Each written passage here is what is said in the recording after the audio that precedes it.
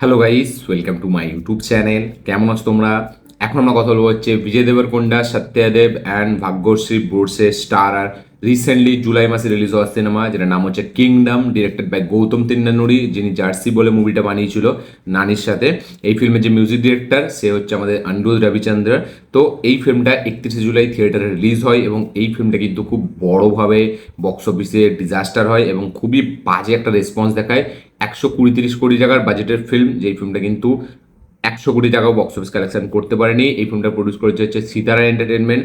তো ফাইনালি আমি এই ফিল্মটা দেখলাম, কিংডম ফিল্মটা, এবং বিজয় দেবরকোন্ডা কামব্যাক ফিল্ম যেই ফিল্মটাকে বলা হচ্ছিল, এই ফিল্মটা কিংডম।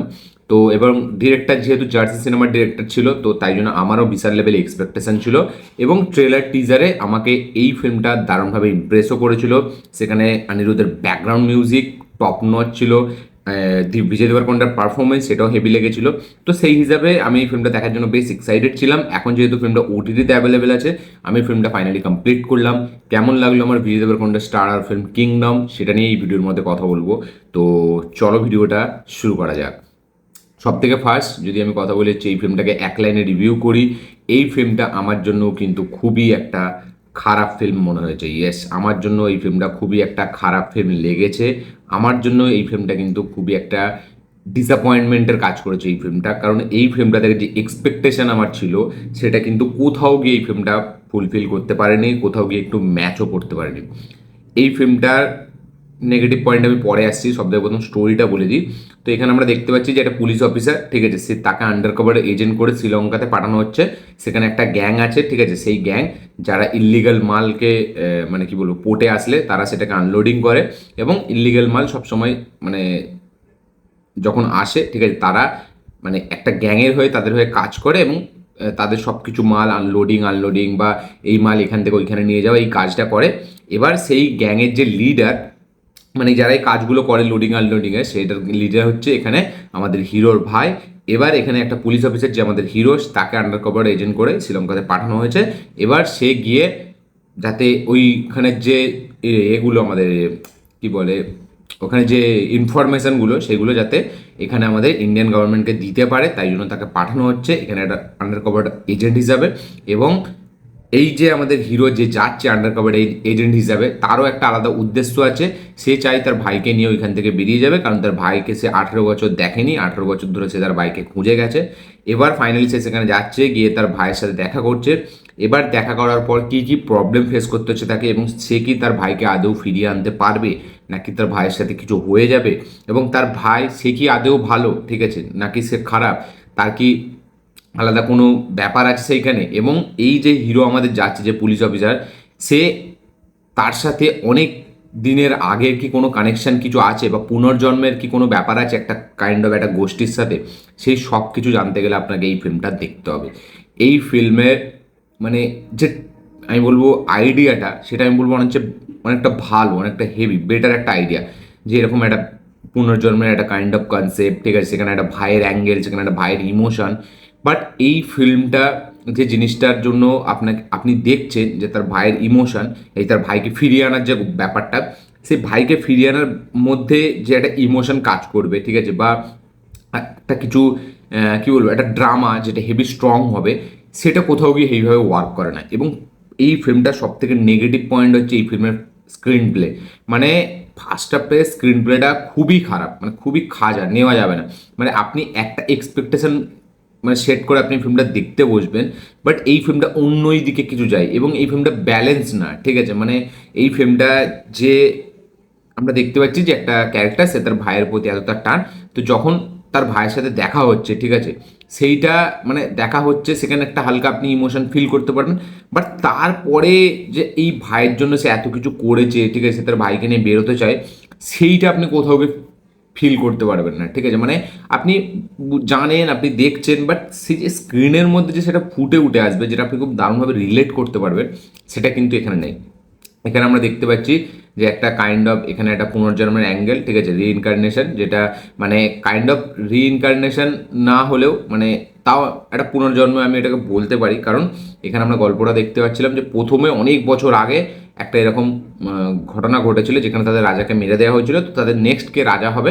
ঠিক আছে, আপনি যদি এই ফিল্মটা দেখেন তো রেট্রো বলে যে ফিল্মটা এসেছিল কিছুদিন আগে, কার্তিক সুবরাজের, সূর্যা হিরো ছিল, পূজা হেগড়ে ভিলেন, এই আমাদের ভিলেন বলছি নায়িকা ছিল। তো সেই ফিল্মের যে গল্পটা এইটার সাথে অনেকটা সিমিলারিটি আপনি পাবেন। ঠিক আছে, মানে এখানে কিন্তু শুধুই ভাইয়ের অ্যাঙ্গেল নেই, একটা রাজার ব্যাপার, একটা সাম্রাজ্যেরও ব্যাপার আছে। তো সেইটাকে যেভাবে এই ফিল্মের মধ্যে নিয়ে এসছে, প্রথমে যেভাবে ফিল্মটা স্টার্ট হবে সেটা কিন্তু খুব ইন্টারেস্টিং, সেটা কিন্তু খুব এঙ্গেজিং, বাট শেষে এখানে আমরা দেখতে পাচ্ছি একটা ক্যারেক্টার কীভাবে তার চেঞ্জ হয়ে যাচ্ছে এবং সে কীভাবে অন্য একটা মানে মানুষে পরিণত হয়ে যাচ্ছে। বাট সেই যে সাডেন চেঞ্জটা, ঠিক আছে, সেটা আপনার সাডেনই মনে হয়, সেটা আপনার হঠাৎই মনে হবে। মানে এখানে আমরা দেখতে পাচ্ছি যে ক্লাইম্যাক্সে যে অ্যাকচুয়ালি এখানে যে মেন ভিলেন, ঠিক আছে, সে যখন একটা জায়গায় সবাইকে বন্ধ করে মারছে, তো সেখানে তার যে একটা রনেস, সেখানে তার যে একটা ব্রুটালিটি, সেটা আপনি বুঝতে পারবেন যে হিরো যখন এবার হিরো ভার্সেস এই লোকটার যখন লড়াইটা হবে, ঠিক আছে, সে যখন তার একটা জিনিসের বদলা নেবে হিরো এখানে, তো সেটা খুব মজাদার হবে। এইখানে হঠাৎ করে চলে যাচ্ছে, হঠাৎ করে গিয়ে তাকে মেরে দিচ্ছে, অনেক অনেক জিনিস ইললজিক্যাল মনে হয়। ঠিক আছে, মানে আপনি ভাববেন একটা গ্যাংকে পুরো ওপর থেকে বন্দুক নিয়ে সবাই ঘিরে ফেলেছে এবং এখানে হিরো ভার্সেস ভিলেন একা একা ফাইট হচ্ছে। বাট হিরো ভার্সেস ভিলেনের ফাইটটা যখন আমরা দেখছি যে হিরো ভিলেনকে মেরে দিয়েছে, তারপরে যে সিকোয়েন্সটা সেটা খুব মানে মানে কী বলে, এটা ইললজিক্যাল মনে হয়। যে সে চাইলেই অনেক কিছু করতে পারতো তাদের গ্যাংটা, বাট তারা কিছু করলোই না, তারা এমনি ওদের হাতেই আরও উল্টে মানে কী বল শেষ হয়ে গেল হঠাৎ করে। তো এইসব কিছু ইললজিক্যাল জিনিস আমার মনে হয়েছে, যেগুলো আমার অতটা হেভি লাগেনি। স্ক্রিন প্লেতে অনেক লুপ ফলস আছে যেগুলো দারুণভাবে চোখে পড়ে। রাইটিংয়ের কাজ আমি বলবো, মানে এখানে যে হিরো হিরোইনের মধ্যে যে কেমিস্ট্রি সেটা খুবই বাজে। এখানে কোনো হিরো হিরোইনের অ্যাঙ্গেলই নেই, কোনো পার্টিকুলার সেরকম কোনো মুভমেন্টসই নেই। ঠিক আছে, মানে যেটা হেভিভাবে খুব দারুণ দেখতে মজা লাগবে। এখানে হিরো হিরোইনের কেমিস্ট্রি একদম ভালো নয়, মানে রোম্যান্টিক দিক থেকে তো দেখাতেই পারেনি।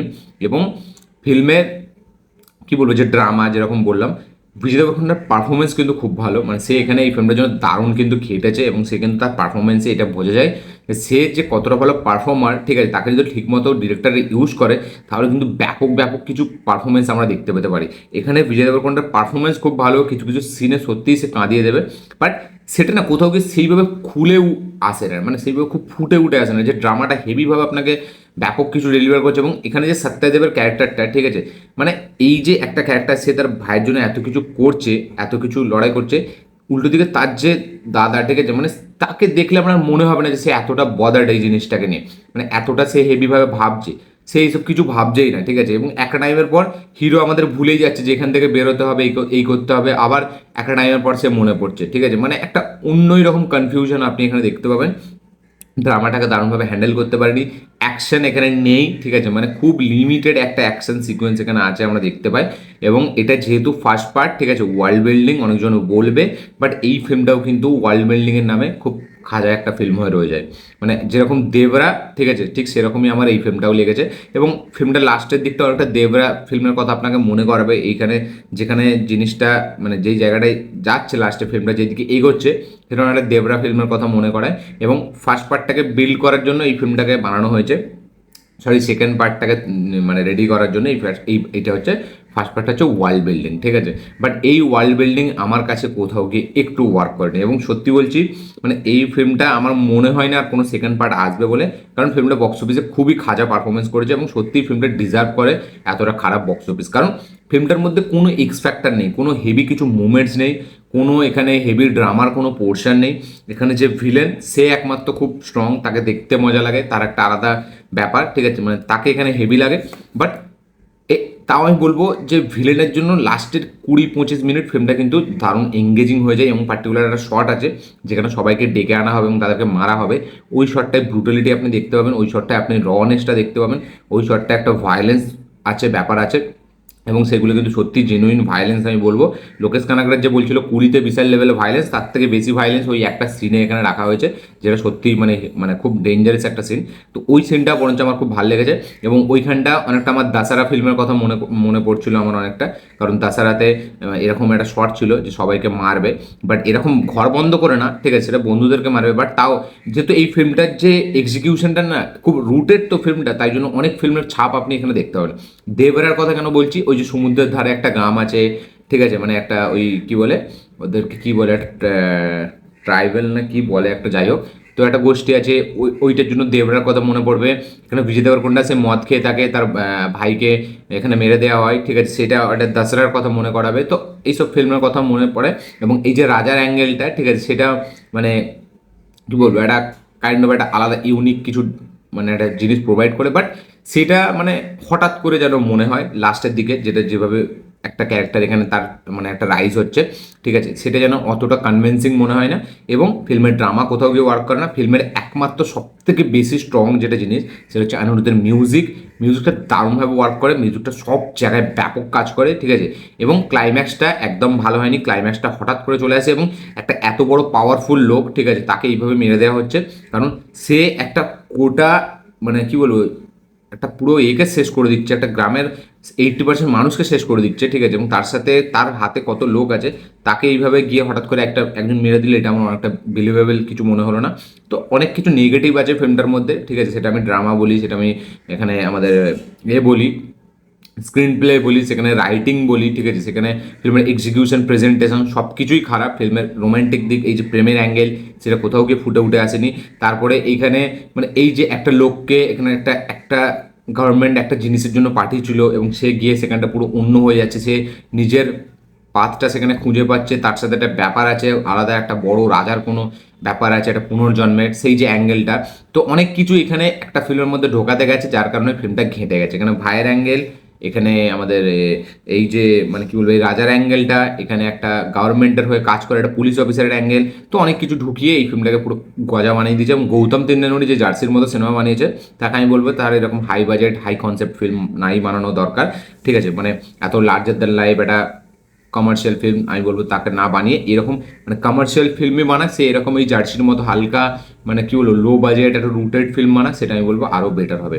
আমার এই ফিল্মটা একদম কোনো দিক দিয়ে ভালো লাগেনি, ঠিক আছে। ফিল্মের কোনো অ্যাসপেক্ট আমার জন্য কাজ করেনি, শুধু এক্সেপশন এখানে মিউজিক। অনিরুদ্ধ না থাকলে এই ফিল্মটা এই 80 কোটি টাকার বাজেটটাও কভার করতে পারতো না।